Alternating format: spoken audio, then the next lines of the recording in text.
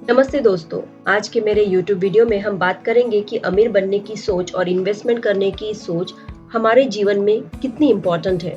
क्या आपने कभी सोचा है कि अमीर बनने का एक महत्वपूर्ण कारण है कि आपकी सोच और आपकी इन्वेस्टमेंट करने की प्लानिंग।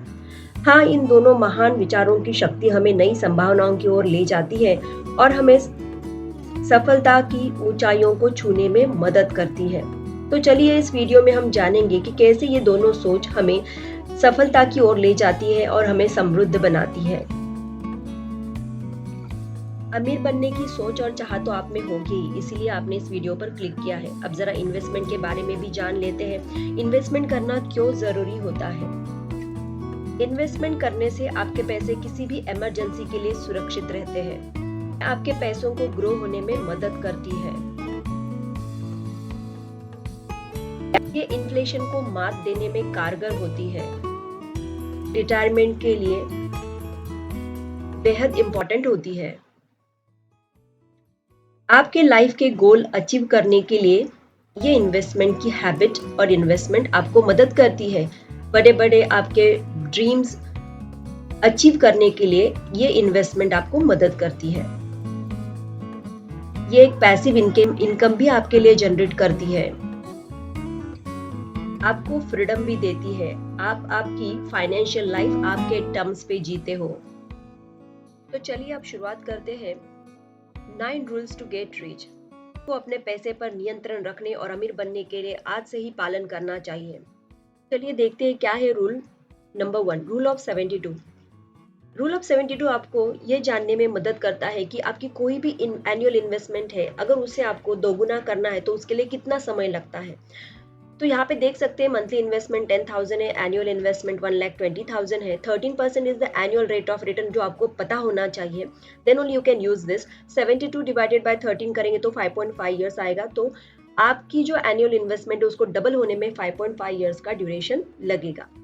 अब देखते हैं rule number 2। Rule number 2 is 100 minus your age rule. यहाँ पे सपोज योर एज इज 40, तो आपको 100 माइनस 40 करना है तो 60 आएगा। इसमें से आप 60% आपकी जो इन्वेस्टमेंट है वो इक्विटी में कर पाएंगे और आपकी 40% इन्वेस्टमेंट आपको सेफ इन्वेस्टमेंट टाइप्स में करनी होगी।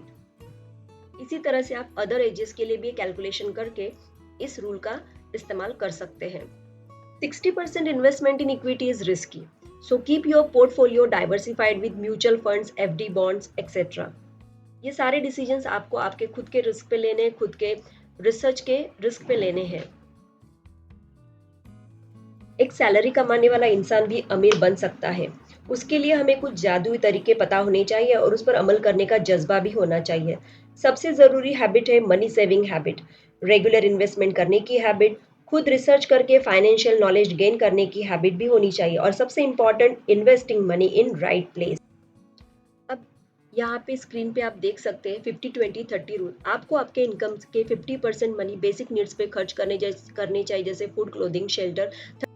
30% of monthly income you have to spend on wants and wishes, जैसे आपके ब्रांडेड क्लोथ्स या वेकेशन। 20% ऑफ मंथली इनकम आपके सेविंग्स और इन्वेस्टमेंट पे खर्च होने चाहिए। अब ये 20% सेविंग्स आपको क्या क्या करनी चाहिए, जैसे रिटायरमेंट प्लानिंग के लिए, इमरजेंसी फंड के लिए, saving money for children's marriage और education, like this big big things के लिए आपको करनी चाहिए। चलिए बढ़ते हमारे अगले रूल की तरफ। Rule number 4, 6x emergency fund.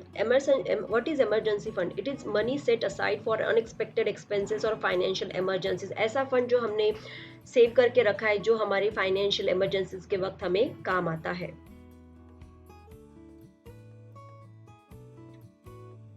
Emergency funds facts: it should be kept in cash, in your savings account or in your FD. Emergency fund हमेशा इन 3 कैटेगरीज में होना चाहिए। Emergency fund should be of 6 month or 1 year. It is risky to invest emergency fund in the stock market, so save it in online FD deposit. Don't save it in stock market. Rule number 5, 40% EMI rule.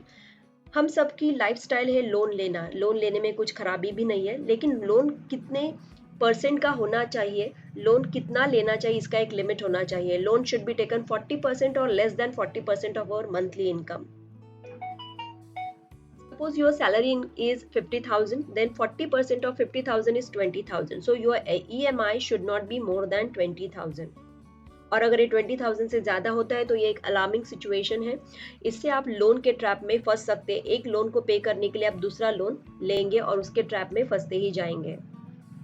Thank you for watching this video. I hope you would like this video. If it added any value in your life, so please don't forget to subscribe and like my video.